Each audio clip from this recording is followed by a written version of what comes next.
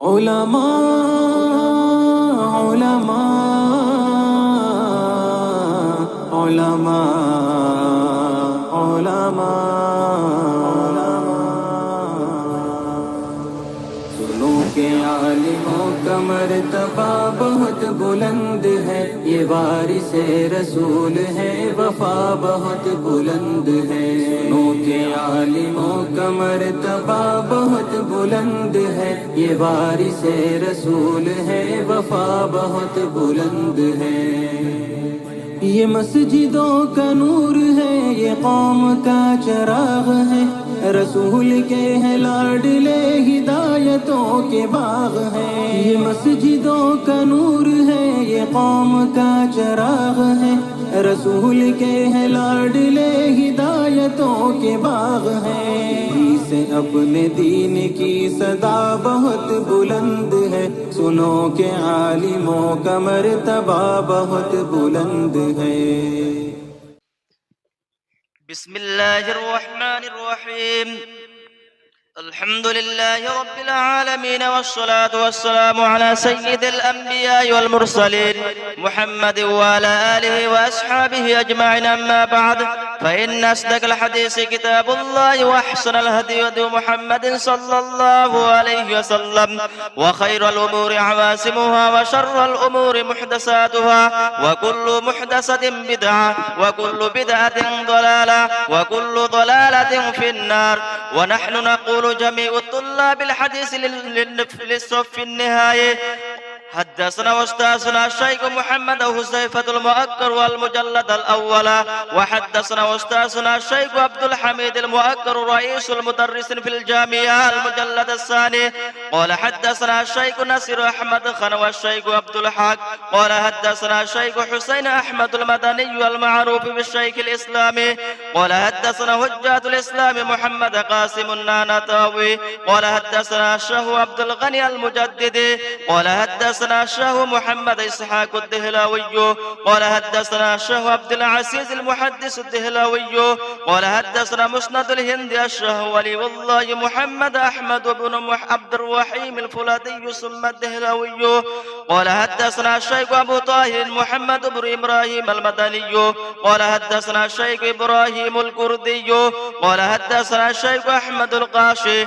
قال حدثنا الشيخ أبو المواهب أحمد بن عبد القدوس الشناوي. قال حدثنا شمس الدين محمد بن الرملي. قال حدثنا شيخ الإسلام زين الدين زكريا بن محمد الأنصاري. قال حدثنا الشيخ شهاب الدين أحمد بن علي حجر الأسقلاني. قال حدثنا الشيخ إبراهيم بن أحمد التنوخي. قال حدثنا أبو العباس أحمد بن أبي طالب الحجاري. قال حدثنا أبو علي حسين بن مبارك الزبيدي حنفي. قال حدثنا أبو الوقت عبد الأول بن عيسى بن شعيب السجسي الهروي. قال حدثنا أبو الحسن عبد الرحمن بن مسفر بن محمد الداودي. قال حدثنا أبو محمد عبد الله بن أحمد السرخسي. قال حدثنا أبو عبد الله محمد بن يوسف فربري. قال حدثنا أبو عبد الله محمد بن إسماعيل بن إبراهيم بن المغيرة بن برزدزبة الجعفي اليماني البخاري رحمهم الله تعالى. اللهم انفعنا بعلومه وعلومهم آمين يا رب العالمين. أنه قال: باب قول الله تعالى: ونزع الموازين القسط ليوم القيامة وأن أعمال بني آدم وقولهم توزن. وقال مجاهد: القسطاس والعدل بالرومية، ويقال القسط مصدر المقسط وهو العادل، وأما القاسط فهو الجائر. وبه قال حدثنا أحمد بن إشكاب قال حدثنا محمد بن فزيل عن أمارة بن القعقاع عن أبي زرعة عن أبي هريرة رضي الله عنه قال: قال النبي صلى الله عليه وسلم: كلمتان حبيبتان إلى الرحمن خفيفتان على اللسان ثقيلتان في الميزان، سبحان الله وبحمده سبحان الله العظيم.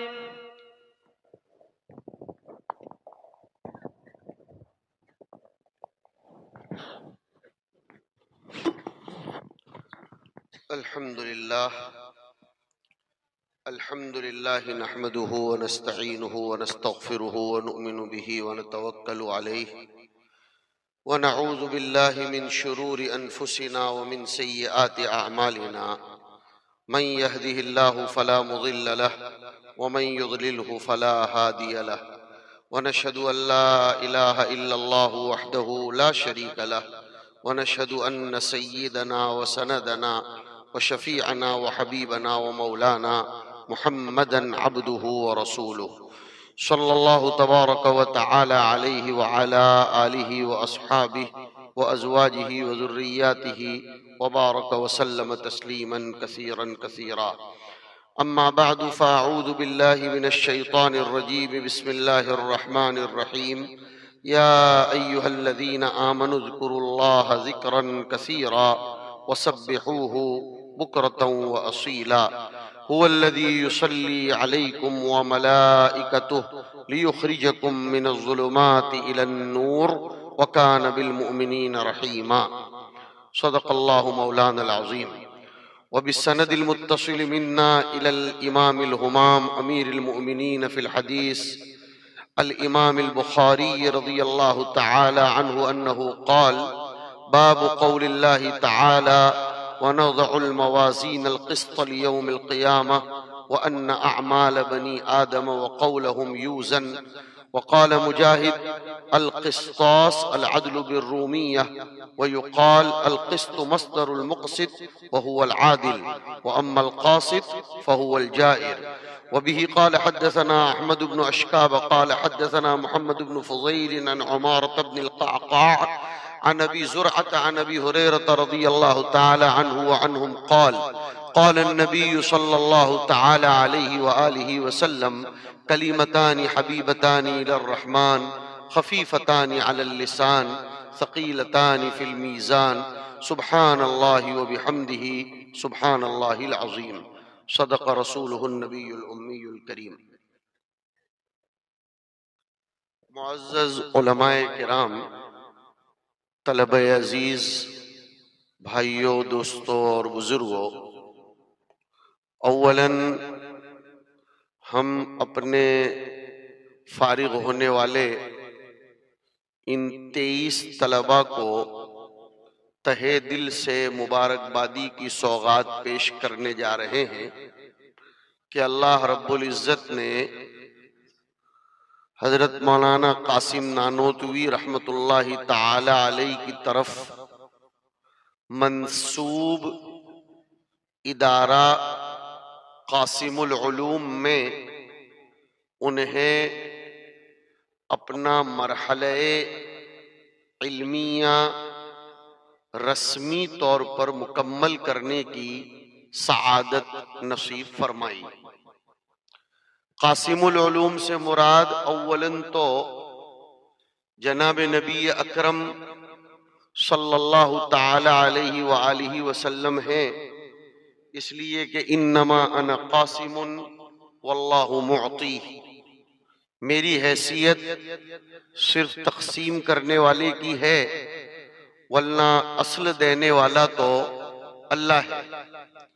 اور محدثین نے لکھا ہے کہ حضور نے دنیا میں مال سے زیادہ علم اور معرفت کو تقسیم کیا، لہذا آپ کی پہچان میں سے ایک پہچان قاسم العلوم ہونا بھی ہے۔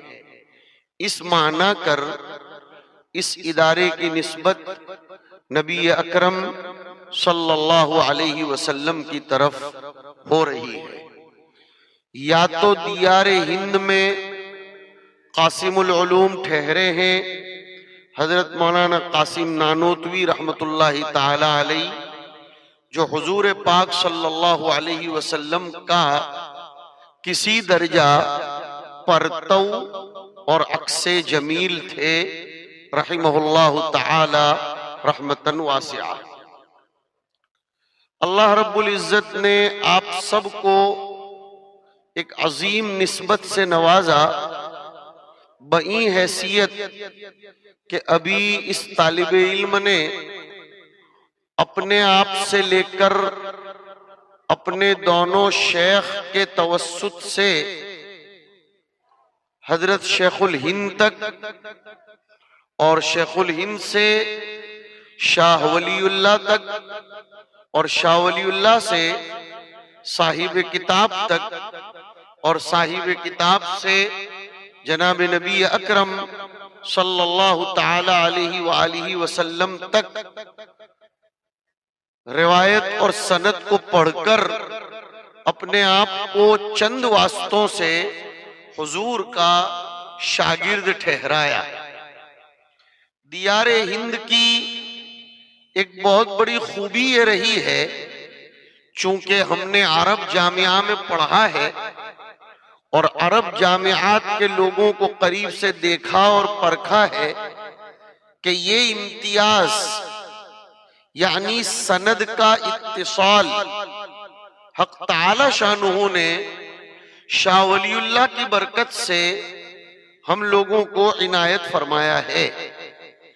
گویا اس وقت کی جو سندیں ہیں آپ کے دونوں اساتذہ کی، ہماری اپنی، ان سندوں کے اعتبار سے تقریباً 27 یا 28 واسطوں سے آپ حضور کے شاگرد بن جاتے ہیں۔ یہ بہت بڑی خوش نصیبی، سعادت اور آخرت کی انشاءاللہ سرخ روئی کا سبب بنے گی۔ جہاں تک امام بخاری رضی اللہ تعالی عنہ کے فضائل اور مناقب کا تعلق ہے، آپ نے خوب سنے، ہمیں اس بحث میں جانے کی ضرورت نہیں ہے۔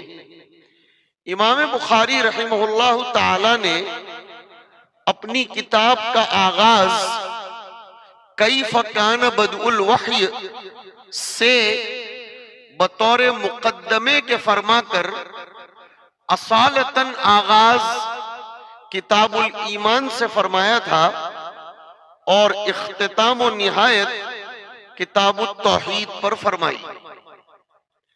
بدایت اور نہایت میں کافی گہری لیکن واضح مناسبت ہے۔ عام طور پر گہری چیزیں جلی یا اجلا نہیں ہوا کرتی بلکہ خفی اور اخفا ہوتی ہیں، جیسے آپ نے امام بخاری کے تراجم ابواب میں دیکھا ہوگا کہ بخاری کبھی اپنے ترجمۃ الباب کو بہت ہی زیادہ خفا کے ساتھ، کبھی جلا کے ساتھ اور کبھی نہایت وضاحت کے ساتھ پیش فرماتے ہیں، لیکن اس کتاب کی بدایت اور نہایت میں مناسبت یہ ہے کہ ایمان حقیقت میں نام ہے توحید کا اور توحید حقیقت میں نام ہے ایمان کا۔ ایمان کو بغیر توحید کے معتبر و مسلم نہیں مانا جاتا، اور توحید کو اللہ رب العزت پر ایمان لائے بغیر معتبر و مسلم نہیں مانا جاتا، بلکہ اللہ کے اقرار کے بغیر توحید وجود میں ہی نہیں آتی۔ فرق اتنا ہے علمی طور پر کہ کتاب الایمان میں اثباتی طور پر ایمانیات کو سمجھایا گیا ہے اور کتاب التوحید میں منفی اور سلبی طور پر ایمانیات کو سمجھایا گیا ہے۔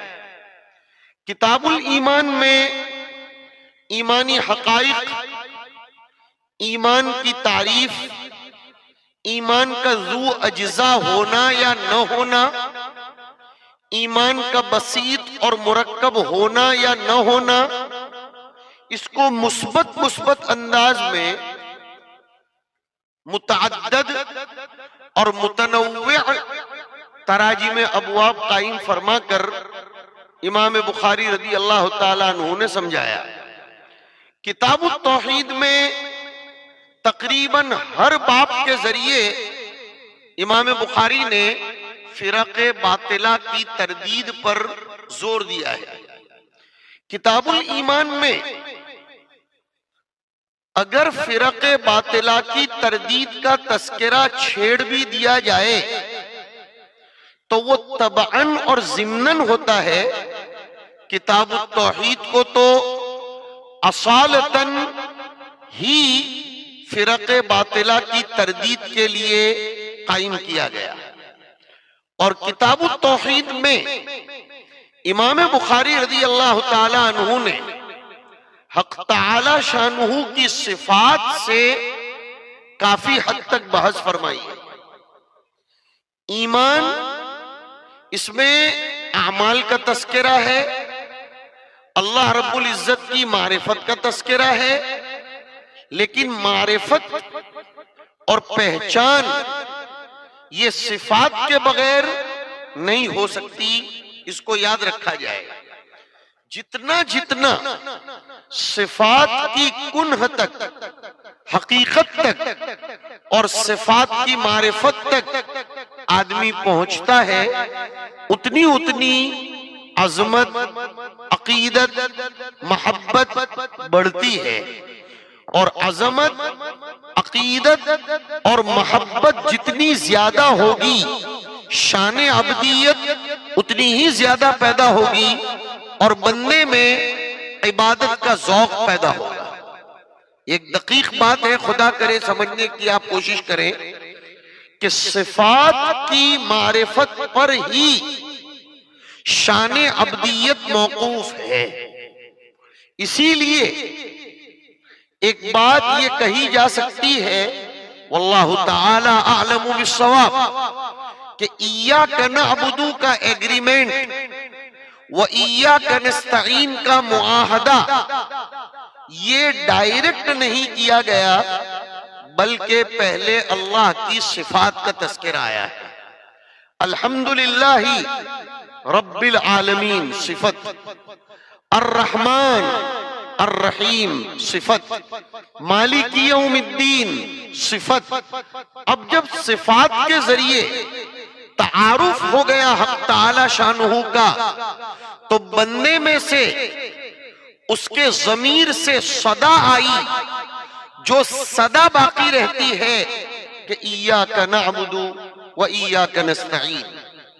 اسی لیے شیخ الاسلام ابن تیمیہ رحمہ اللہ تعالی فرماتے ہیں کہ توحید کی 3 قسمیں ہیں: توحید الربوبیت، توحید الالوہیت اور توحید الاسماء والصفات. توحید الربوبیت غیر متنازع فی توحید ہے. اس کا انکار نہ مشرکین کو رہا نہ کفار کو رہا، بلکہ وہ رب کو رب مانتے رہے. وَلَئِن سَأَلْتَهُمْ مَنْ خَلَقَ السَّمَاوَاتِ وَالْأَرْضِ وَسَخَّرَ الشَّمْسَ وَالْقَمَرَ لَيَقُولُنَّ اللَّهُ. توحید ربوبیت ان میں تھی، معاملہ بگڑا توحید الوہیت میں. اور بڑی دقیق بات ابن قیم جوزی نے لکھی ہے، نفعنا اللہ وإیاکم بعلوم ھذا الشیخ الجلیل، کہ مشرکین کے، چاہے وہ دیار عرب کے ہوں، چاہے عجم کے ہوں، دیار ہند ہی کے کیوں نہ ہوں، توحید الوہیت میں نقصان توحید اسماء و صفات کے فقدان، حرمان، خسران یا کتمان یا عدم علم کی بنیاد پر ہوتا ہے. توحید الاسماء والصفات جتنی انسان میں کامل ہوگی، اس قدر توحید الوہیت بھی بڑھتی ہے. امام بخاری رضی اللہ تعالیٰ عنہ نے اللہ رب العزت کی دونوں قسم کی صفات کو کتاب التوحید میں بیان فرمایا ہے. صفات ذاتیہ کو بھی اور صفات فعلیہ کو بھی. صفات ذاتیہ اور صفات فعلیہ دونوں کو بیان فرمایا. اور اللہ رب العزت کی صفات میں سے ایک مرکزی صفت ہے صفت کلام، جو صفت کمال بھی ہے. اس صفت کلام کا انکار یا اس کی تأویل یا اس کی بیجا توجیہ الگ الگ فرقوں نے کی۔ امام بخاری نے اپنے نرانے، البیلے اور اچھوتے انداز میں ان سب فرقوں کی تردید فرمائی، بالخصوص فرقہ معتزلہ کی۔ ہمارے اس دور میں عموماً ہمارے طلبہ عزیز کو ایک سوال شروع سال سے ان کے ذہنوں میں گردش کر رہا ہوگا، میں نے بھی زمانہ طالب علمی گزاری ہے۔ بخاری شریف کے سبق کے بعد طلبہ جب کمرے میں جاتے ہیں تو کبھی کبھی وقت گزاری کے لیے تبصرہ کرتے ہیں اپنے اساتذہ پر، خاص طور پر شیخ صاحب پر جو بخاری پڑھاتے ہیں۔ وہ یہ کہ اب جب معتزلہ ہیں نہیں، جہمیہ اور کرامیہ ہیں نہیں، تو یہ ہمارے اساتذہ کیوں روز روز 2 گھنٹے یہی تقریر کر رہے ہیں کہ اس میں معتزلہ کا رد ہے، اس میں جہمیہ کا رد ہے اور اس میں کرامیہ کا رد ہے۔ جو فرقہ ختم ہو گیا سو ختم ہو گیا، رات گئی بات گئی۔ یہ ہماری فہم کا نقصان ہے۔ پیارے بچوں، ایک بات یاد رکھو، فرقے کا بانی تو ختم ہو سکتا ہے اور ہو جاتا ہے، لیکن اس بانی کے پیدا کردہ نظریات اور اس کے خرافات کبھی بھی ختم نہیں ہوتے۔ معتزلہ نے اپنے فرقے کی بنیاد نقل کے بجائے عقل کو معیار بنانے پر رکھی تھی کہ ہمارا مستند، مدلل، مرکز، مرجع، مصدر و منبع، سرچشمہ اور معدن عقل رہے گا۔ جو چیز عقل کے معیار پر ان کے اپنے زعم اور وہم کے مطابق پوری اترتی ہے اس کو تو وہ لوگ تسلیم کرتے ہیں، باقی کو رد کر دیتے ہیں۔ لیکن آج ایک جملہ مجھ سے سن لو، زندگی بھر تک کام آئے گا انشاءاللہ، دورے کے طلبہ کو بھی اور خاص طور پر شعبہ افتاء سے فارغ ہونے والے طلبہ کو۔ عقل سلیم اور نقل صحیح دونوں میں کبھی بھی تضاد نہیں ہوتا اور نہیں ہوتا، لیکن میں نے دونوں کے ساتھ ایک ایک قید بڑھائی ہے۔ عقل سلیم ہونی چاہیے اور نقل صحیح ہونی چاہیے۔ اگر کسی جگہ کتاب و سنت میں پیش کردہ کوئی بات عقل سلیم سے متصادم اور متعارض ہوتی ہے تو سمجھیے کہ نقل میں گڑبڑ ہے، وہ بات نقل صحیح سے ثابت نہیں ہے۔ اور اگر نقل کی صحت کے ثابت ہو جانے کے بعد بھی کسی چیز کو عقل تسلیم نہ کرے تو پھر وہ عقل عین اور قاف سے نہیں ہے بلکہ حمزہ اور چھوٹے کاف سے اکل یأکلو کی گردان والا، وہ انعام والی اور جانوروں والی عقل ہے۔ انہم الا کالانعام بل ہم اضل سبیلا۔ نقل صحیح اور عقل سلیم دونوں میں کبھی بھی تخالف نہیں ہوتا، کبھی بھی نہیں ہوتا، اس لیے کہ اسلامی عقائد اور نظریات یہ ما فوق العقل تو ہو سکتے ہیں لیکن ما وراء العقل کبھی بھی نہیں۔ ما فوق العقل تو ہو سکتے ہیں، اور وحی کا آغاز، وحی کی ابتدا وہیں سے ہوتی ہے جہاں جا کر عقل کے سوچنے کا انداز ختم ہو جاتا ہے۔ لیکن وہ آنے والی وحی پیش کردہ علوم و معارف جو صاحب وحی صلی اللہ علیہ وسلم کی طرف سے پیش کیے جاتے ہیں کبھی بھی عقل سلیم کے خلاف نہیں ہوتے، اس لیے کہ اسلام اور ایمان یہ عین فطرت انسانیہ کے مطابق ہے۔ فطرت اللہ التی فطر الناس علیہا لا تبدیل لخلق اللہ، ذرا توجہ دینا، اسی فطرت اللہ کو اسی آیت میں بغیر کسی توقف کے لفظ دین سے تعبیر کیا گیا ہے۔ ایک بڑی علمی بات ہے۔ فطرت اللہ التی فطر الناس علیہا لا تبدیل لخلق اللہ، اسی فطرت اللہ کو فرمایا ذالک الدین القیم۔ پتہ چلا جس فطرت پر انسان کو پیدا کیا جاتا ہے وہ فطرت عین دین قیم ہوتی ہے، لیکن بعد میں ماحول اس میں کوئی نہ کوئی تبدیلی پیدا کر دیتا ہے۔ امام بخاری رضی اللہ تعالی عنہ نے کتاب التوحید میں صفات ذاتیہ، میں مجبور ہوں کہ درسی گفتگو کرنا پڑے گی مجھے، میں دیکھ رہا ہوں کہ مجمع میں کچھ تشویش سی پائی جا رہی ہے، لیکن مجمع کو جس کھانے کی ضرورت تھی وہ تقریباً مجھ سے پہلے کے مستند اکابر علماء کرام دے چکے ہیں۔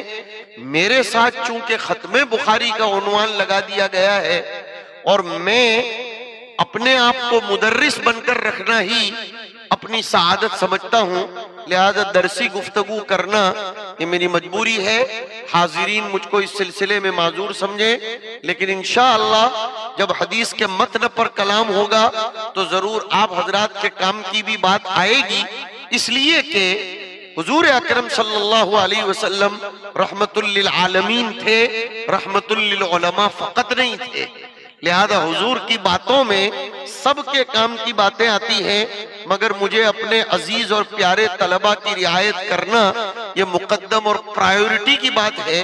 اور اسی کے ضمن میں ایک بات نکل آئی جو اپنے پیارے بچوں سے کہہ دوں، اس زمانے میں ہم علماء کرام اور مفکرین کی بہت بڑی کمزوری یہ ہے، ہم ترجیحات کا تعین نہیں کر پاتے۔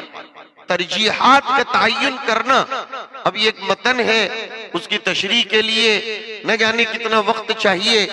ہر شخص کو جو دور ہو، جو زمانہ ہو، جیسا موقع ہو، اس کے اعتبار سے ترجیح کا تعین کرنا چاہیے، تو کبھی بھی وہ بھٹک نہیں سکتا، انحراف فکری کا شکار نہیں ہو سکتا ہے۔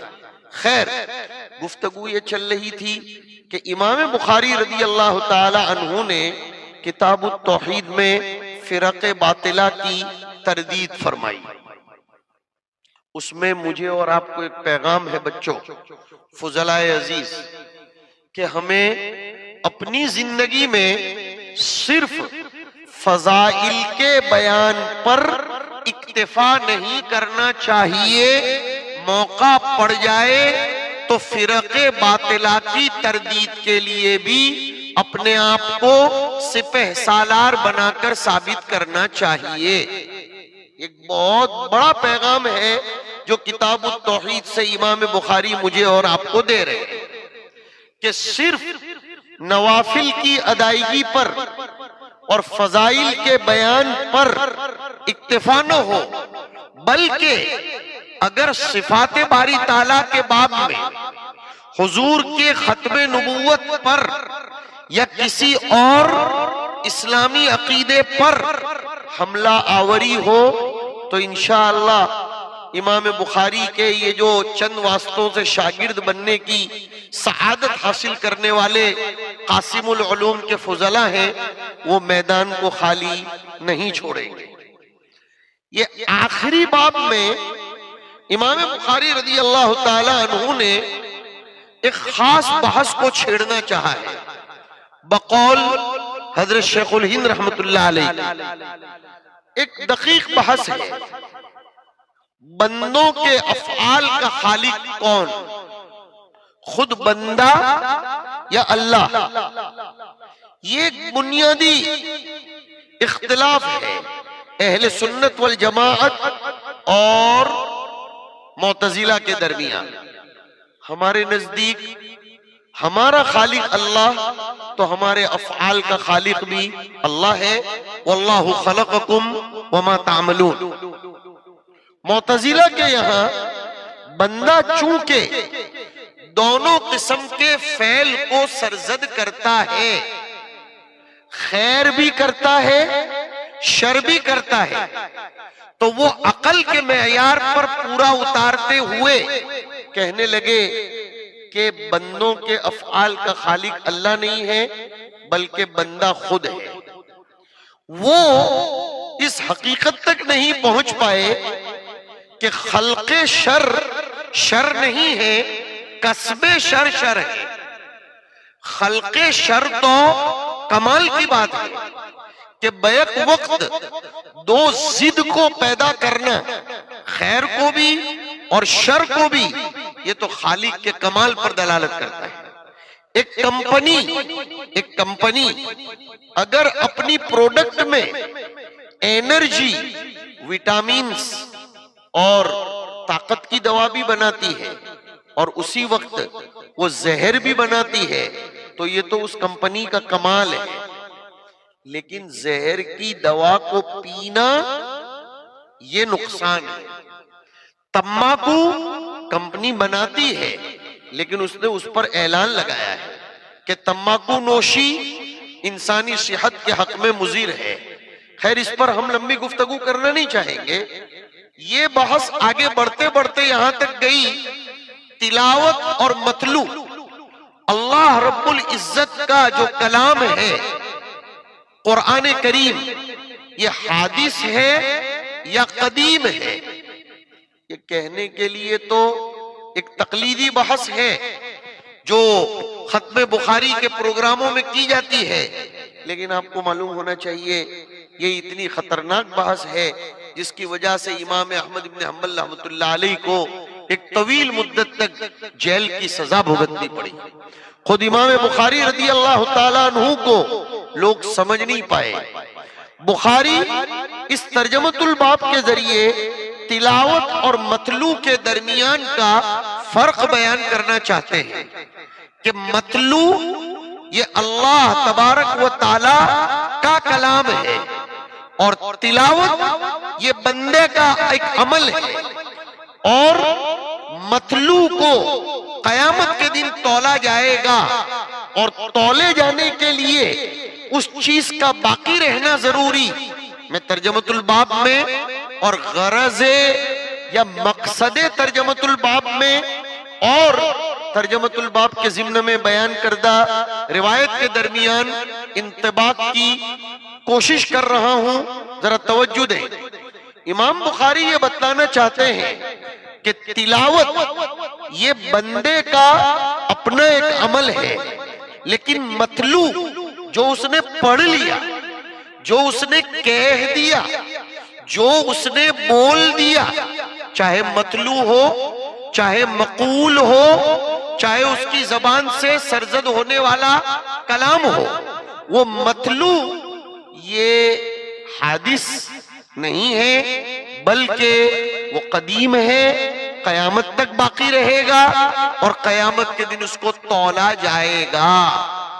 یہ ہے ان اعمال بنی آدم وقولہم یوزن کا مطلب، کہ بنی آدم کے اعمال اور ان کے اقوال کو تولا جائے گا۔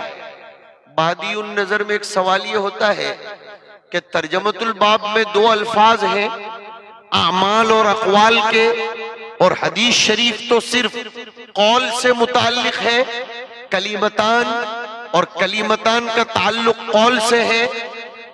سرسری جواب تو یہ ہے کہ بعض نسخوں میں اعمال کا لفظ نہیں ہے، لیکن میں سمجھتا ہوں یہ چھوٹنے کی ایک حرکت ہے کہ ہم اپنے آپ کو جھاڑ دیں یہ کہہ کر کہ بعض نسخوں میں یہ لفظ نہیں ہے۔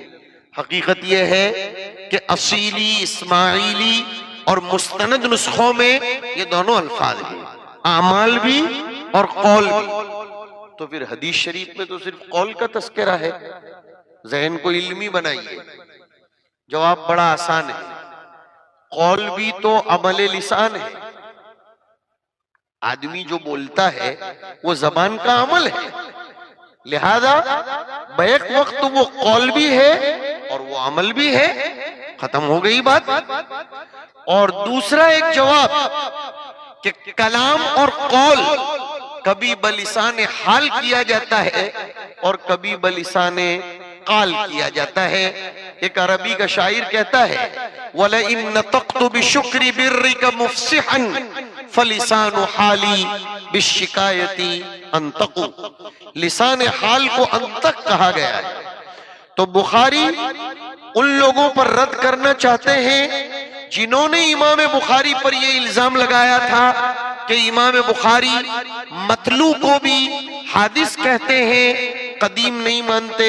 بخاری نے کہا نہیں، میرے نزدیک تلاوت تو حادث ہو سکتی ہے لیکن متلو یہ قدیم ہے اور قیامت کے دن اس کو تولا جائے گا۔ بعض محدثین نے اس ترجمۃ الباب کا دوسرا مقصد یہ بیان کیا ہے کہ بخاری معتزلہ کی تردید کرنا چاہتے ہیں، جن معتزلہ نے یوں کہا کہ میزان سے مراد حقیقت میزان نہیں ہے بلکہ اظہار عدل ہے۔ بخاری کہتے ہیں نہیں، جب تک کسی بھی لفظ کو حقیقت پر محمول کیا جانا ممکن ہو تب تک اس میں تأویل اور مجاز کی گنجائش نہیں ہوتی ہے۔ عالم غیب کو عالم شہود پر ہرگز قیاس نہ کیا جائے اور آیات کریمہ اور احادیث طیبہ میں وارد میزان کو اپنی حقیقت پر ہی محمول کیا جائے، اس میں کوئی استبعاد کی بات نہیں ہے۔ وہ دنیا کہاں یہ دنیا کہاں، دو قاعدے تعویذ کی طرح گھول کر پی جاؤ، بڑے کام آئیں گے۔ اہل علم بھی متوجہ ہوں جو اسٹیج پر تشریف فرما ہے، الاتحاد فی اللفظ لا یوجب الاتحاد فی الحقیقت، کہ اگر دو لفظ ایک جیسے ہیں تو دونوں کی حقیقت کا ایک ہونا ضروری نہیں ہے۔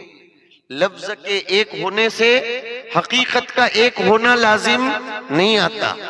بلی اور کتے کا دماغ بھی دماغ ہے، میرے اور آپ کا دماغ بھی دماغ ہے، لیکن دونوں دماغوں میں فرق ہے کہ نہیں ہے؟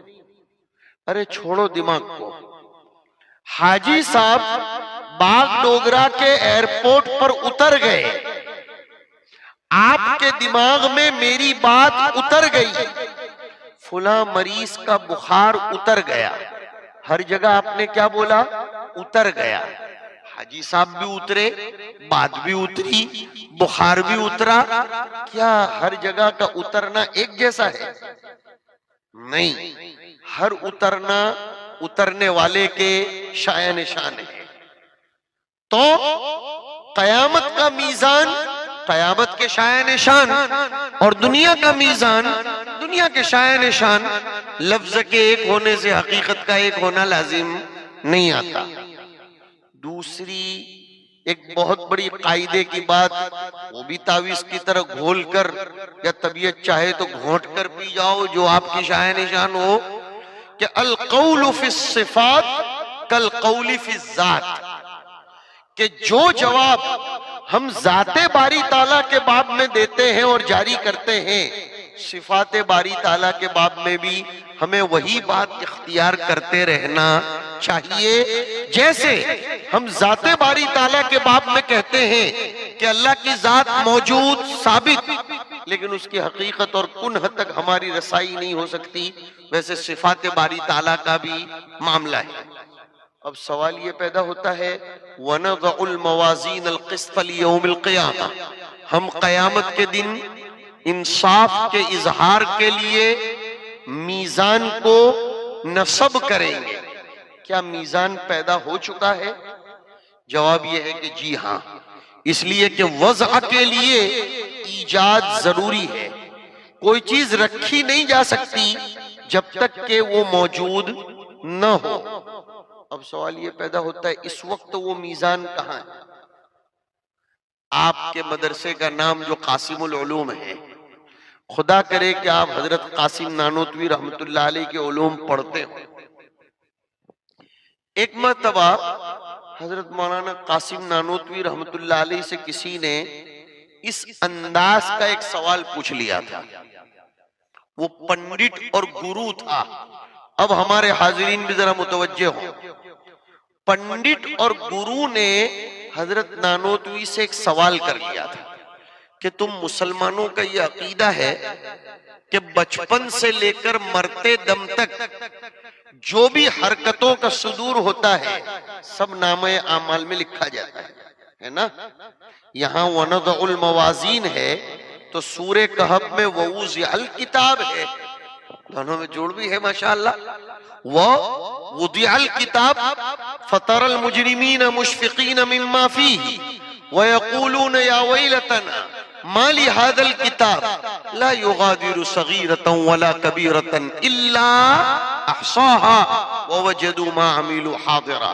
سوال یہ پیدا ہوتا ہے کہ جب ہر انسان کا ہر عمل لکھا ہوا ہے تو اللہ تعالیٰ نے اتنے سب نامہ اعمال رکھے کہاں ہیں؟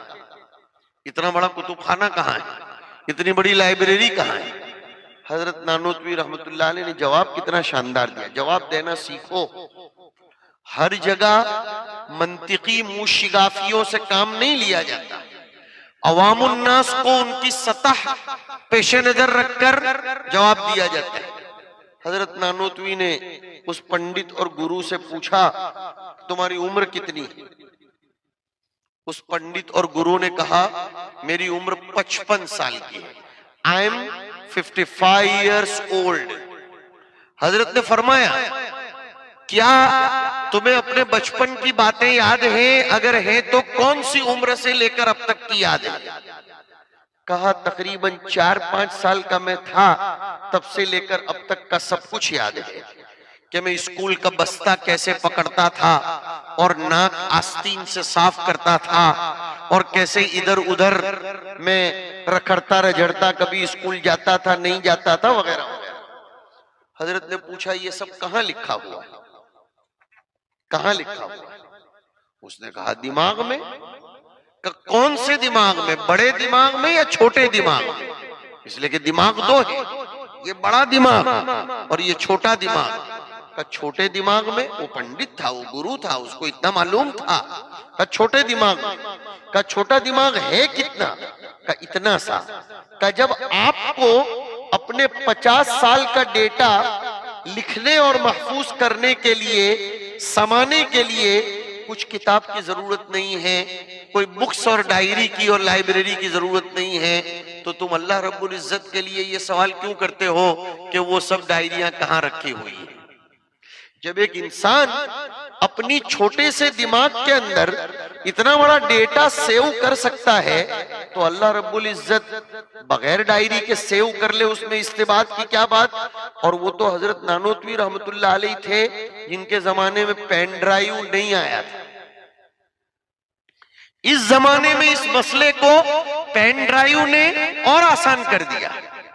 پین ڈرائیو چاہے 8 جی بی کی ہو، 16 کی، 32 کی، 66 کی یا 256 کی یا مور دین 256 کی ہو، لیکن ساری پین ڈرائیو دکھنے میں تو ایک جیسی ہی ہوتی ہے، لیکن کتنا کتنا کتنا more and more, much and much, اور 100 کیا بلکہ 1000 ایئرز کا چھوٹے سے بڑا ڈیٹا اتنی سی پین ڈرائیو میں آ جاتا ہے، تو اللہ رب العزت کے لیے لکھنے کی کہاں ضرورت ہے؟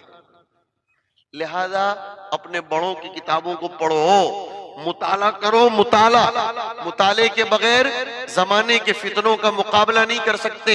صرف اشاروں کے ذریعے، معاف کیجئے تم لوگ میرے اپنے بچے ہو، بلکہ شاید تم میرے پوتے ہو، اس لیے کہ ہمارے شاگردوں کے تم شاگرد ہو، اس لیے دادا کبھی ڈانٹتا بھی ہے۔ معاف کیجئے، صرف ہمیں اسٹیج پر آ کر دندناتی ہوئی تقریریں کر لینے سے کام نہیں چلے گا۔ مطالعے میں گہرائی اور گہرائی پیدا کرنا ضروری ہے۔ ایک وقت تھا کہ ہم ہندوستان کے لوگوں کے انفعالات سے اور ان کے تاثرات سے کھیل لیا کرتے تھے اور جھومنا جھامنا چلتا تھا اور کچھ گا کر پڑھ کر کچھ دندنا کر سنا دیا کرتے تھے اور خواب غفلت میں مست کر دیا کرتے تھے۔ لیکن یاد رکھو، everybody has been educated اس زمانے کے اندر، ہر آدمی ایجوکیشن میں چلا گیا ہے۔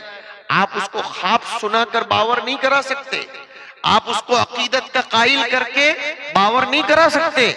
آپ کو مطالعے میں گہرائی پیدا کرنی پڑے گی، متقدمین کے علوم کو خوب بصیرت کے ساتھ پڑھنا پڑے گا، اور جدید انداز میں علماء دیوبند کی جو کتابیں آ رہی ہیں، علماء دیوبند اس وقت زبردست محنت اور تیاریاں کر رہے ہیں، چاہے وہ اپنے اس ملک کے ہوں چاہے وہ کسی بھی ملک کے ہوں، لیکن اللہ تعالیٰ نے علماء دیوبند کو جو بصیرت دی ہے واقعتاً اس کی مثال دنیا میں نہیں ملتی۔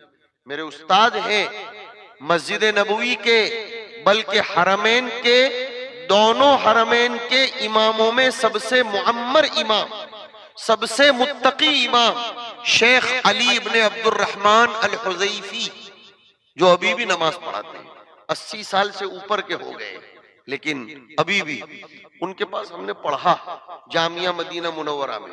وہ کہا کرتے تھے کہ علماء دیوبند نے اسلامیات کو جتنا سمجھا ہے شاید دنیا میں کسی نے اتنا نہیں سمجھا، لیکن ہم پڑھتے نہیں، اس لیے ہمارے علماء کے علوم کی گہرائی سے ہمیں واقفیت نہیں ہے۔ حضرت تھانوی رحمت اللہ علیہ کو اگر پڑھ لیا جائے تو آدمی کسی بھی عقل کے باردان کا مقابلہ چٹکی میں کر سکتا ہے۔ اللہ تعالیٰ نے ایسا مجدد الملت بنایا تھا۔ اور حضرت نانوتوی کے علوم کو پڑھا جائے، حضرت نانوتوی کے خاندان کے خلف رشید حضرت قاری محمد طیب صاحب رحمت اللہ علیہ کے علوم کو پڑھیں، اور ہندوستان میں دنیا بھر میں اسلامیات کو سمجھانے کے لیے میدان ہموار کرنے کی جو بصیرت اللہ تعالیٰ نے مفکر اسلام حضرت مولانا علی میاں صاحب رحمت اللہ علیہ کو عنایت فرمائی تھی، ہم ان کو پڑھیں گے تو ہمیں راہ ملے گی۔ میں ساتھ میں آپ کو کچھ نصیحتیں بھی کرتا چلا جا رہا ہوں۔ بات یہ چل رہی تھی کہ واقعتاً حقیقتاً قیامت کے دن میزان قائم کیا جائے گا، اور بندوں کے اعمال یا خود بندے یا بندوں کے صحائف اعمال تولے جائیں گے۔ اس میں اختلاف، بعض لوگ یہ کہتے ہیں کہ خود بندوں کو تولا جائے گا، اور عجیب بات پیش کرتے ہیں، ہمارے حاضرین بھی سنیں جو ابھی آگے کی بات آ رہی ہے۔ حضور اکرم صلی اللہ علیہ وسلم کے خادم صحابہ کرام میں سے ایک صحابی تھے سیدنا عبداللہ ابن مسعود رضی اللہ عنہ، جن کی قراءت یہ ہماری سند ہے ہندوستان والوں کی، اور جن کا فقہ وہ بھی ہماری سند ہے۔ اور میں اپنے طلباء سے سبق میں کہا کرتا ہوں، انشاءاللہ شیخین بھی محظوظ ہوں گے اس بات سے، ہمارے طلباء سے ہم کہا کرتے ہیں کہ شاہ ولی اللہ کے مکاشفات میں یہ جو بات ملتی ہے کہ فقہ حنفی اقرب الی القرآن ہے، اس کی وجہ یہ ہے کہ فقہ حنفی کا تمام تر دار و مدار مرویات عبداللہ ابن مسعود پر ہے، اور عبداللہ ابن مسعود واحد وہ صحابی ہیں جنہوں نے 100 سے زیادہ صورتیں، اور ایک روایت کے مطابق 70 کے تقریباً صورتیں براہ راست نبی کریم صلی اللہ علیہ وسلم سے پڑھی ہے۔ اور حضور سے پڑھنا صرف تلاوتاً تو ہوتا نہیں تھا، حضور تو تصرف فرماتے تھے، حضور نسبتوں کو منتقل فرماتے تھے۔ تو قرآن کی فقاہت کو جتنا عبداللہ ابن مسعود نے سمجھا ہے اتنا شاید کسی بھی صحابی نے نہیں سمجھا، اور ہمارا مدار چونکہ عبداللہ ابن مسعود کی مرویات پر ہے، لہذا ہمارے مسلک کو اقرب الی القرآن پوری بصیرت کے ساتھ کہا جا سکتا ہے۔ تو عبداللہ ابن مسعود رضی اللہ تعالیٰ عنہ حضور کی خدمت کرتے تھے۔ مسواک وغیرہ آپ لوگوں نے پڑھا ہوگا راویوں کے حالات میں، صاحب السواک، صاحب النعلین، صاحب الوسادہ وغیرہ وغیرہ۔ ایک مرتبہ حضور کے لیے مسواک لینے کو درخت پر چڑھے تھے۔ عبداللہ ابن مسعود کی ٹانگیں بہت چھوٹی چھوٹی تھی، پتلی پتلی. ان دونوں ٹانگوں کو دیکھ کر صحابہ رفاقت کے مارے ہنس پڑے, ہنس دیے چھوٹی چھوٹی ٹانگوں کو دیکھ کر.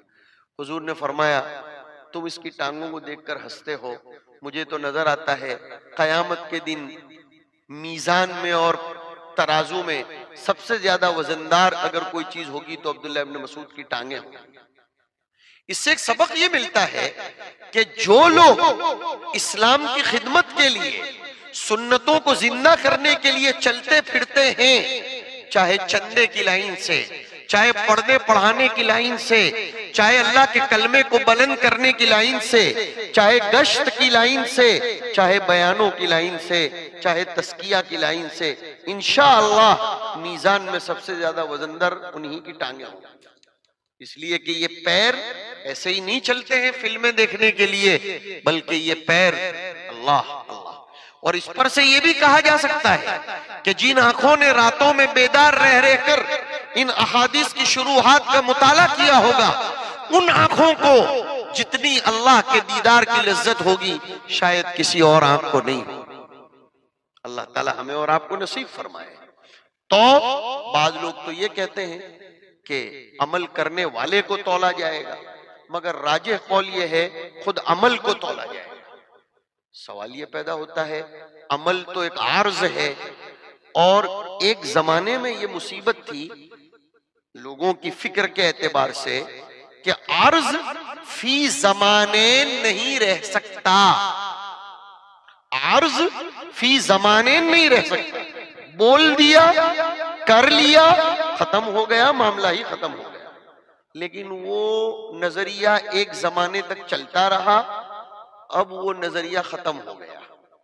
بخار کو ناپا جاتا ہے, بلڈ پریشر کو ناپا جاتا ہے, پانی کی سطح کو ناپا جاتا ہے, بلکہ اب شروع ہو جائے گا 2-4 دن کے بعد کہ آج 40 ڈگری گرمی ہے تو کل 45 ہے. گرمی نظر کہاں آتی؟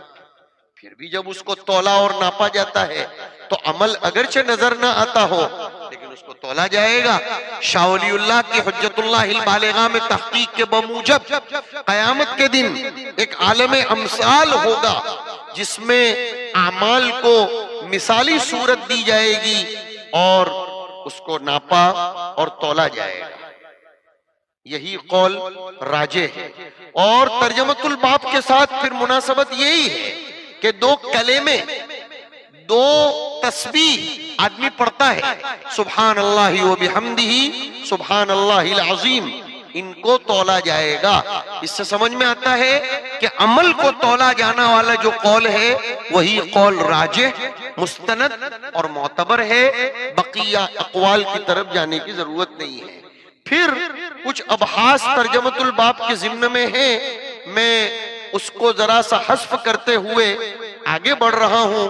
حدیث شریف کے متن کی طرف نبی کریم صلی اللہ علیہ وسلم فرماتے ہیں 2 کلمے ایسے ہیں جو بولنے کے لیے بڑے آسان ہیں, زبان پر بڑے ہلکے پھلکے ہیں, لیکن میزان میں اور ترازو میں بہت وزندار ہوں گے اور اللہ کو بڑے پیارے ہوں گے. گزشتہ شب ختم بخاری کی ایک مجلس میں نے ایک بات کہی جو آپ سب کو بھی سناتا ہوں کہ یہ دونوں کلمے پلڑے میں وزندار اس لیے ہوں گے کہ وہ اللہ کے پسندیدہ ہیں. محبت نبویہ کے لگ جانے کی وجہ سے ان دونوں کلموں کا وزن بھی بڑھ جائے گا.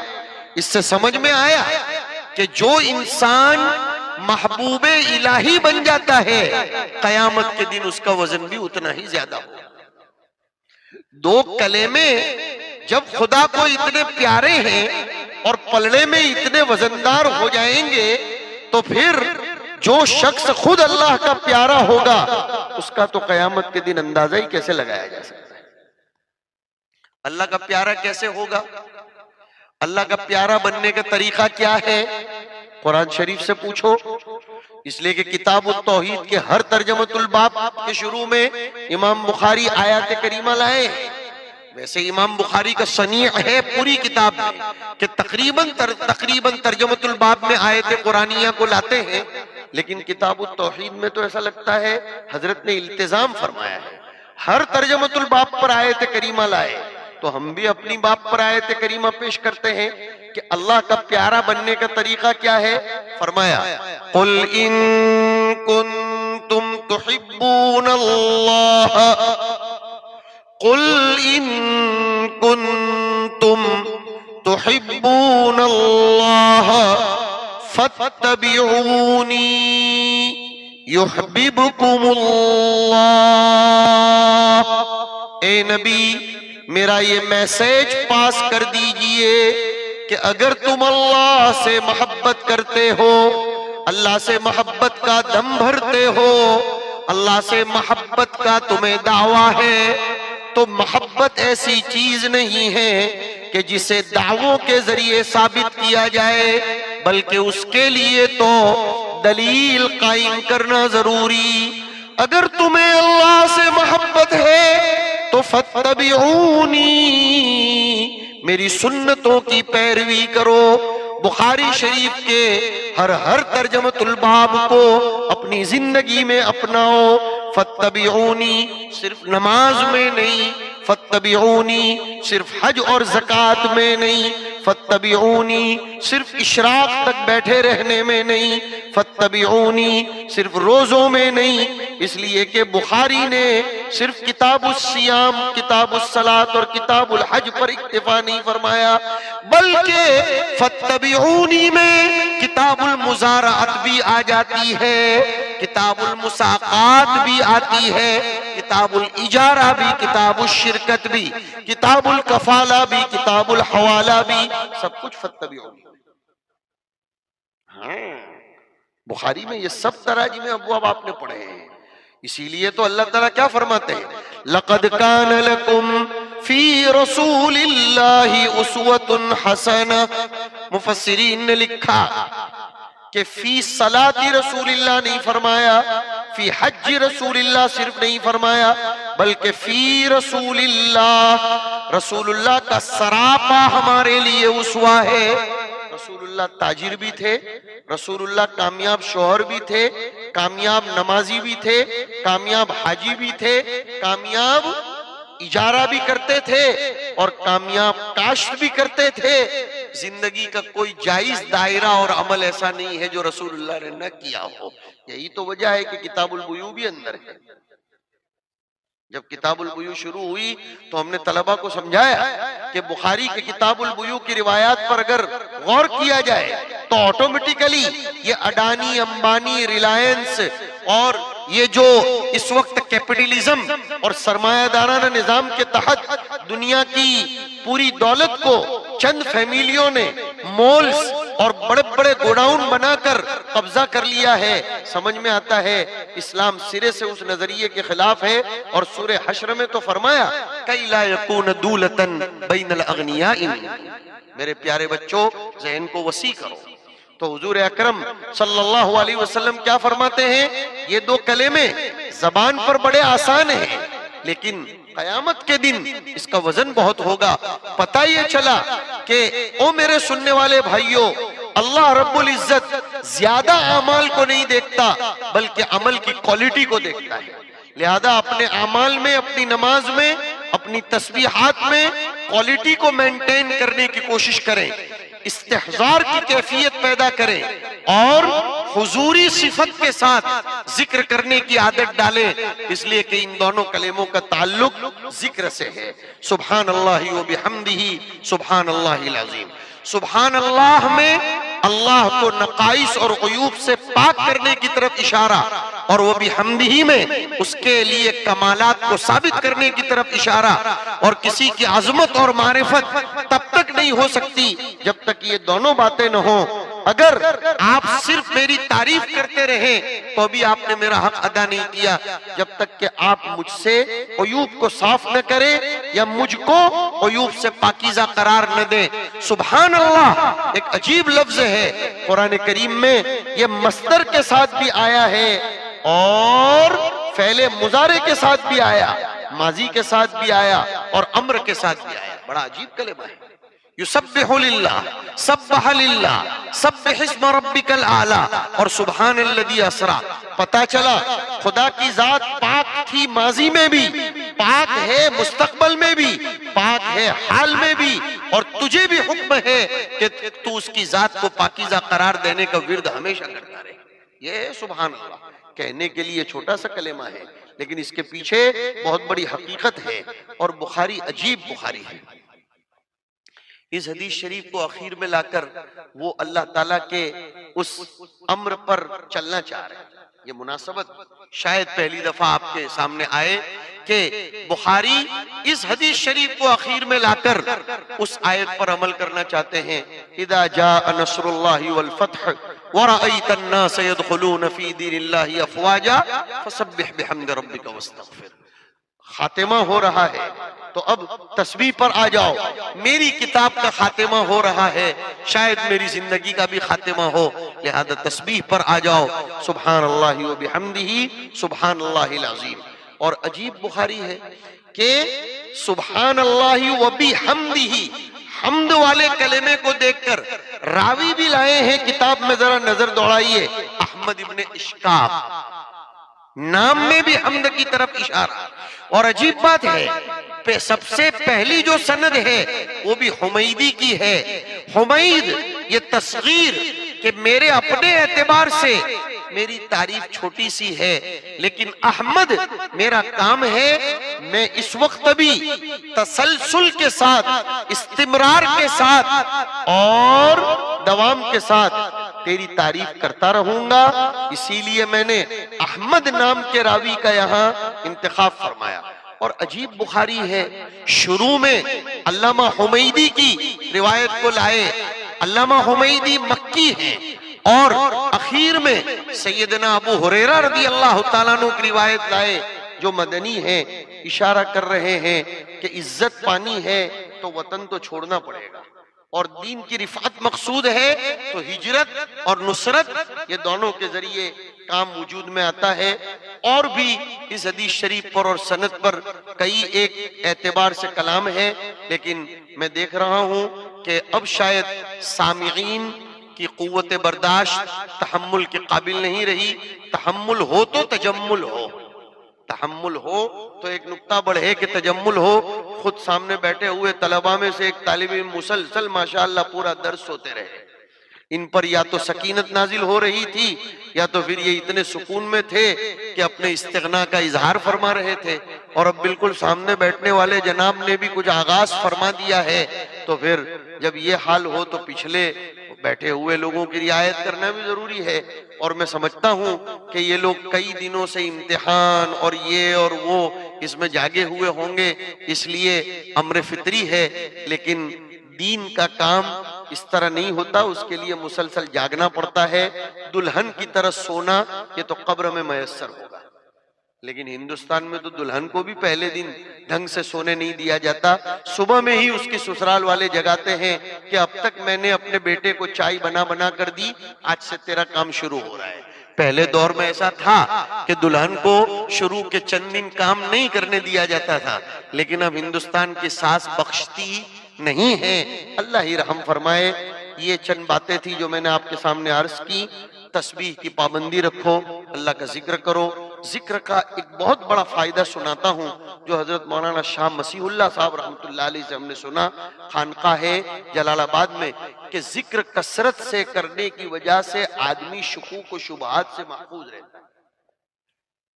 ہندوستان میں اس وقت اس کی سخت ضرورت ہے، اس لیے کہ ذہنی اور فکری ارتداد کا ماحول ہے۔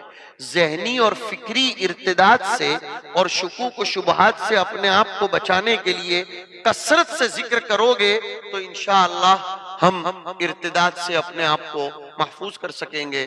میں اخیر میں باوجود بہت چاہتے ہوئے گفتگو کا دامن سمیٹ لیتا ہوں، ورنہ میری طبیعت میں بشاشت ہے، حالانکہ میں مسلسل چل رہا ہوں بیرون اور درون ملکوں میں، اور شاید تقریباً 1.5 مہینے سے تسلسل کے ساتھ 4 گھنٹے بھی میں سو نہیں پایا ہوں، سچی بات یہ ہے 1.5 مہینے، مگر اب ہم ختم کر دیتے ہیں۔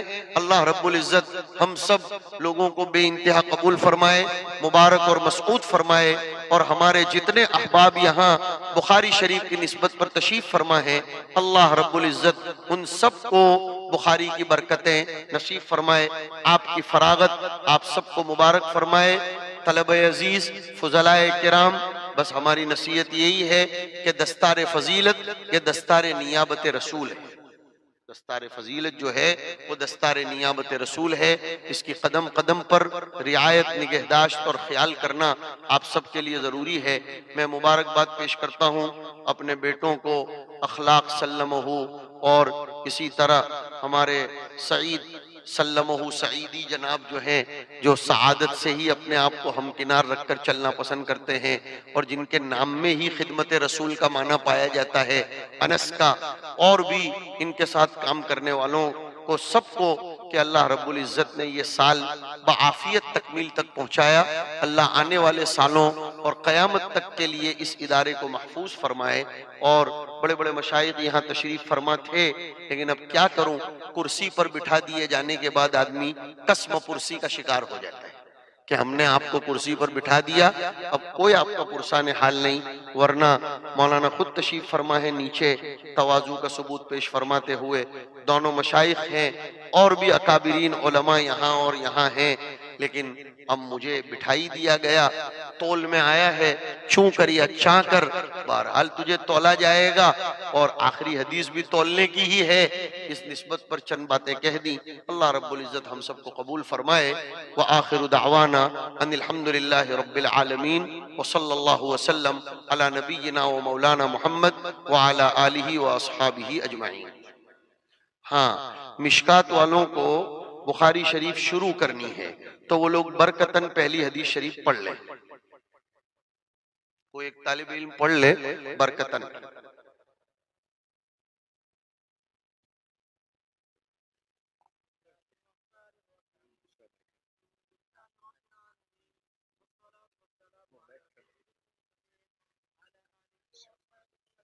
منا إلى شيخ الإمام الهمام الحافظ الحجة أمير المؤمنين في الحديث أبي عبد الله محمد بن إسماعيل بن إبراهيم بن مغيرة بن شعبة مغيرة بن بردزبة الجعفي اليمني البخاري رحمه الله تعالى. اللهم انفعنا بعلومه وعلومهم آمين يا رب العالمين. أنه قال: بسم الله الرحمن الرحيم. باب كيف كان بدء الوحي إلى رسول الله صلى الله عليه وسلم. وقول الله عز وجل: إنا أوحينا إليك كما أوحينا إلى نوح والنبيين من بعده. حدثنا الحميدي قال حدثنا سفيان قال حدثنا يحيى بن سعيد الأنصاري قال أخبرني محمد بن إبراهيم التيمي أنه سمع علقمة بن وقاص الليثي يقول: سمعت عمر بن الخطاب رضي الله تعالى عنه على المنبر يقول: سمعت رسول الله صلى الله عليه وسلم يقول: إنما الأعمال بالنيات وإنما لامرئ ما نوى. ومن كانت هجرته إلى دنيا يصيبها أو إلى امرأة ينكحها فهجرته إلى ما هاجر إليه.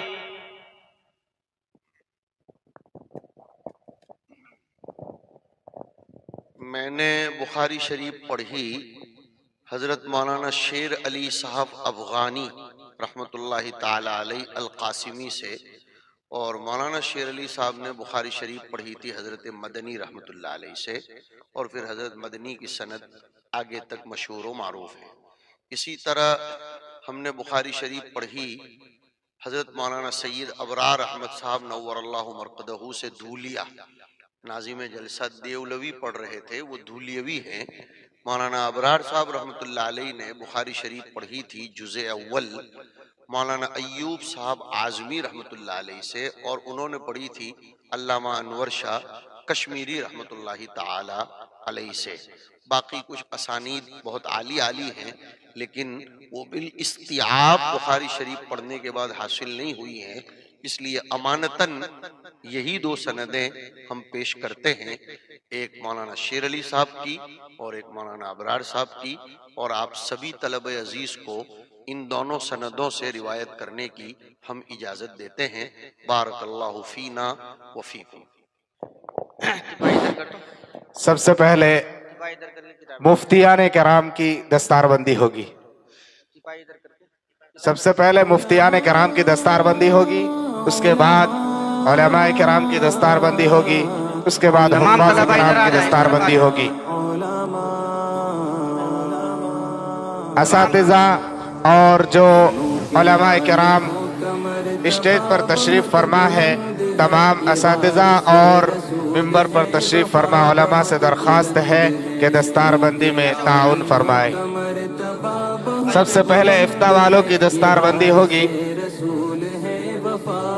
مفتی دستار بندی والے ساتھی ادھر آ جائیں۔ سلیمان شیخ، مفتی سلیمان شیخ، دستار بندی والے ساتھی اس طرف آ جائیں۔ مفتی سلیمان شیخ، مفتی محمد غلام مصطفیٰ، مفتی محمد غلام مصطفیٰ، مفتی سیف الاسلام، مفتی سیف الاسلام، مفتی سیف الاسلام، مفتی فیض الرحمن، مفتی فیض الرحمن، مفتی محمد صدام حسین، مفتی محمد صدام حسین، جن کا نام لیا جائے وہ جلدی آگے چلے جائے اور راستہ وہاں چھوڑ دے بیچ میں۔ مفتی صدام حسین، مفتی سید الاسلام، مفتی محمد سید الاسلام، مفتی محمد سید الاسلام، مفتی محمد سید الاسلام، مفتی محمد دلدار حسین، مفتی محمد دلدار حسین، مفتی محمد دلدار حسین، مفتی محمد زاہد الاسلام، مفتی محمد زاہد الاسلام، مفتی صدر علی، مفتی صفدر علی، مفتی صفدر علی، مفتی صفدر علی، مفتی محمد منور حسین، مفتی محمد منور حسین، مفتی محمد صادق علی، مفتی محمد صادق علی۔ یہ افتاء کے طلباء کے نام لیے گئے ہیں، پہلے ان کی دستار بندی ہو جائے گی، اس کے بعد دورے والوں کی دستار بندی ہوگی۔ مفتیان کرام کو مدرسے کی جانب سے فتاوی رحیمیہ، فتاوی رحیمیہ، اختلاف امت اور صراط مستقیم، چلا بہت بلند ہے، سنو کہ عالموں کا مرتبہ بہت بلند ہے، سنو کہ مفتیان کرام اپنے انعامات بھی لے کے جائیں۔ بہت بلند ہے، یہ وارث رسول ہے، وفا بہت بلند ہے، سنو کہ عالموں کا مرتبہ بہت بلند ہے، یہ وارث رسول ہے، وفا بہت بلند ہے۔ خضر کی مثل ہے وہ جن کے پاس علم دین، مفتیان کرام کو مدرسے کی جانب سے فتاوی رحیمیہ اور اختلاف امت و صراط مستقیم، اسی طریقے سے ایک عبا ان حضرات کو، اسی طرح ایک بیگ، اصلاحی مضامین، یہ مفتی توقیر صاحب کی طرف سے اصلاحی مضامین، اختلاف امت و صراط مستقیم، فتاوی رحیمیہ، ایک ایک بیگ، ایک ایک عبا، ایک پگڑی مدرسے کی طرف سے انہیں دی جاتی ہے۔ دورے سے فارغ ہونے والے طلباء جائیں اور حضرت سے پگڑی بنوا لیں۔ دورے سے فارغ ہونے والے طلباء عبدالشکور، مولانا اشاعت اللہ، مولانا ابوالقاسم، مولانا صفی الرحمن، مولانا زاہد الاسلام، مولانا شہید الاسلام، مولانا زاہد الاسلام، مولانا عبد الرحیم، مولانا عبد الحکیم، مولانا عبد الصبور، مولانا محب الحق، مولانا مفیض الاسلام، مولانا شاہز الدین، مولانا یاسین، مولانا ساند الاسلام، مولانا عبداللہ شیخ، مولانا ذاکر حسین کٹھل باری، مولانا رفیق الاسلام، مولانا حسین علی، مولانا الیاس، مولانا عبد الحنان، مولانا عبد الباری، مولانا شفیق الاسلام،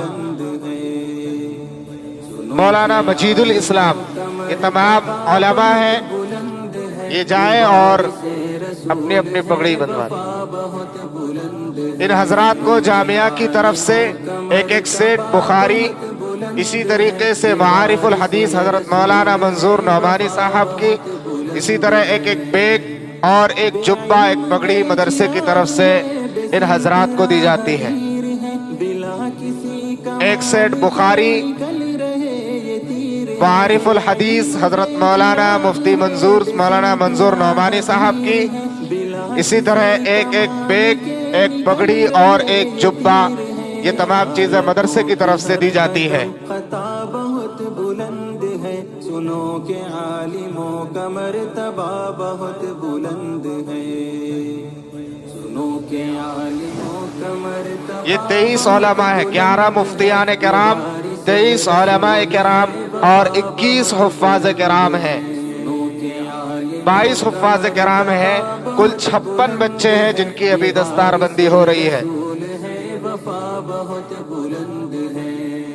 حفظ والے جائیں اور اپنی اپنی پگڑی بندوا لیں۔ حفظ والے حافظ محمد خالد، حافظ محمد حمزہ، حافظ محمد سیف علی، حافظ محمد ساحل، حافظ شاہ جہاں، حافظ محمد صادق، حافظ محب الاسلام، حافظ خوش نواز احمد، حافظ شاہ جہاں مرنیہ، حافظ کاشف قمر، حافظ ابو بکر صدیق، حافظ محمد انتظار الحق بن محمد نور حسن صاحب آصاب، حافظ محمد انوار بن محمد فقیر الدین صاحب بنگال، حافظ محمد مناظر عالم بن محمد ذاکر حسین صاحب کشن گنج، حافظ محمد عمران بن ضمیر الحق صاحب پورنیہ، حافظ عبدالوارث بن محمد زاہد صاحب کٹکی، حافظ محمد اجمل بن محمد مصطفیٰ صاحب پانجی باڑہ، حافظ محمد شبیر عالم بن محمود صاحب سنگناد، حافظ محمد مرغوب عالم بن رحمت اللہ صاحب شاہپور، حافظ محمد معراج عالم بن جمیل اختر صاحب گچی نگر، حافظ محمد شاداب بن محمد عالم صاحب پانجی پاڑا، حافظ محمد غوث اعظم کشن گنج بہچا کٹی۔ یہ کل 22 طلبہ ہے جنہوں نے حفظ مکمل کیا ہے اور جن کی ابھی دستار بندی ہو رہی ہے۔ ان طلبہ کو ایک ایک بیگ، ایک قرآن، ایک جبہ، ایک پگڑی اور بیگ میں کچھ دیگر چیزیں بطور انعام کے ان طلبہ کو دی جاتی ہے۔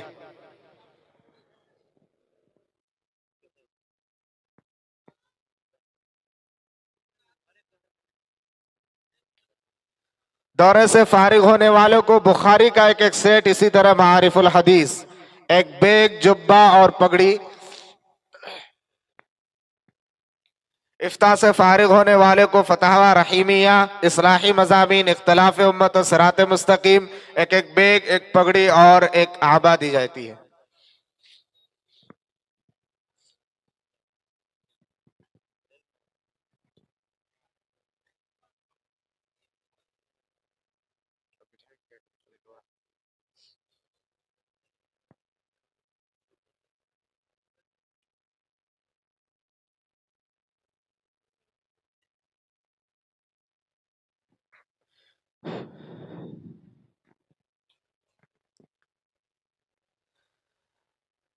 یہ جامعہ کی طرف سے تمام تر اخراجات کیے جا رہے ہیں، جن میں آپ حضرات میں سے بہت سے لوگوں کا تعاون ہے، اور جو لوگ ابھی تک تعاون نہیں کیے ہیں وہ فی الوقت بھی، اس وقت بھی لا کر یہاں تعاون کر سکتے ہیں، دے سکتے ہیں۔ یہاں ذمہ داران جامعہ بھی ہے، اساتذہ بھی ہیں۔ جو حضرات اب تک تعاون نہیں کیے ہیں وہ حضرات ابھی بھی یہاں تعاون کر سکتے ہیں۔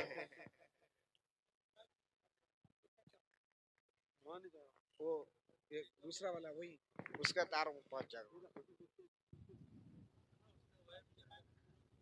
وہ یہ تار چھوٹا ہے، یہ تار دوسرا مائک کہاں چلا، ایک اور بھی تو تھا، سمجھ کے رکھ دیا نا کیا؟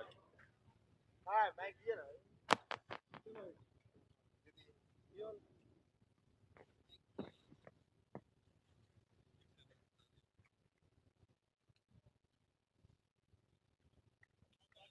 يرجع الامر كله اللهم صل على سيدنا ومولانا محمد دعا فرما لے سے وعلى آله وأصحابه وأزواجه وذرياته أجمعين إلى يوم الدين ربنا آتنا في الدنيا حسنة وفي الآخرة حسنة وقنا عذاب النار۔ اے اللہ ہم سب کے پڑھنے پڑھانے کو قبول فرما، ختم بخاری کی نسبتوں کو اے اللہ ہم سب کو اس کی لاج رکھنے کی توفیق نصیب فرما، ہمارے ملک کو امن و امان کا گہوارہ بنا۔ اے اللہ حاضرین کی تمام جائز ضروریات کو پوری فرما، جو لوگ بیمار ہیں اللہ ان کو شفاء کاملہ نصیب فرما، مرحومین کی مغفرت فرما، اس ادارے کو دین دوگنی رات چوگنی ترقیات سے ہمکنار فرما، اس ادارے کی خدمت کرنے والے علاقائی لوگوں کو، یہاں کے لوکل لوگوں کو، بمبئی کے احباب کو، عمان کے اور بیرون ملک کے اور بھی جتنے لوگ اس ادارے سے محبت کر کے اس کا تعاون کرتے ہوں، اللہ سب کے گھروں میں امن و سکون، رزق میں برکت، صحت و تندرستی میں برکت نصیب فرما، فارغ ہونے والے فضلاء کرام کو خدمتوں کے موقع میسر فرما، اے اللہ ان کی معاش اور معاد کو درست فرما دے، بخاری شریف پڑھانے والے دونوں شیخوں کی شبہ روز کی محنتوں کو بے انتہا قبول فرما، دیگر اساتذہ کرام کو بھی رونق درس نصیب فرما، انتظامیہ اور کمیٹی کی محنتوں کو خوب قبول فرما، اور آنے والے سالوں میں بھی اس ادارے کی تمام ضروریات کی کفالت فرما۔ جتنے لوگ یہاں بیٹھے ہیں جن کی جو جائز تمنائیں ہیں، اپنے فضل خاص کا معاملہ فرماتے ہوئے ان کی جائز تمناؤں کو پوری فرما۔ اے اللہ آج جمعہ کی رات ہے، بڑی مبارک رات ہے، ختم بخاری کے موقع پر کی جانے والی دعائیں قبول ہوتی ہیں، ہم تجھ سے مختصراً یہ دعا کرتے ہیں کہ تو ہماری زندگی کی ہر دعا کو قبول فرما، ہمیں مستجاب الدعوات بنا، اے اللہ ہمیں حسن خاتمہ نصیب فرما، سوء خاتمہ سے ہماری حفاظت فرما۔ اس جلسے کے انعقاد کرنے میں جن جن لوگوں نے جس اعتبار سے تعاون کیا ہو، سب کی جائز تمناؤں کو پوری فرما، ہماری حاضری کو یہاں قبول فرما، ہم سب کی دعاؤں کو محض اپنے فضل و کرم سے بخاری شریف کی روات کے سند متصل کے صدقے طفیل، حضور اکرم صلی اللہ علیہ وسلم کی نسبت عالیہ کے صدقے طفیل قبول فرما، وصلی اللہ تعالی علی خیر خلقہ سیدنا محمد وعلی آلہ واصحابہ اجمعین برحمتک یا ارحم۔ چوکو اسٹار اعلیٰ کوالٹی کے عمدہ لذیذ چاکلیٹس، علماء حفاظ اور تجارت کرنے والوں کے لیے بہترین موقع۔ چوکو اسٹار اورنگ آباد، مزید تفصیلات کے لیے ابھی کال کریں۔ مدارس اور مکاتب والوں کے لیے خوشخبری، مفتی عربین ڈریس، عربی جبہ، شایا، توپ اور صدری، حافظ عالم فاضل مفتی بن کر فارغ ہونے والوں اور مکتب کے بچوں کے لیے ایک نیا تحفہ، سالانہ پروگرام میں انعامات دینے کے لیے ایک انوکھی چیز، انڈیا میں کہیں بھی حاصل کرنے کے لیے ابھی کال کریں۔ مفتی عربین ڈریس، ابراہیم پورہ، بھوپال، انڈیا۔ تحفظ میڈیا کی لاجواب کوشش، نیکسٹ میسج اب نئے انداز میں، جہاں آپ دیکھ سکیں گے ایمان و عقیدے کو مضبوط کرنے والے دلچسپ کارٹونز کا ایک نیا سلسلہ۔ ہم لے چلیں گے آپ کو کارٹونز کی ایک خوبصورت دنیا میں، کفریہ اور شرکیہ کارٹونز سے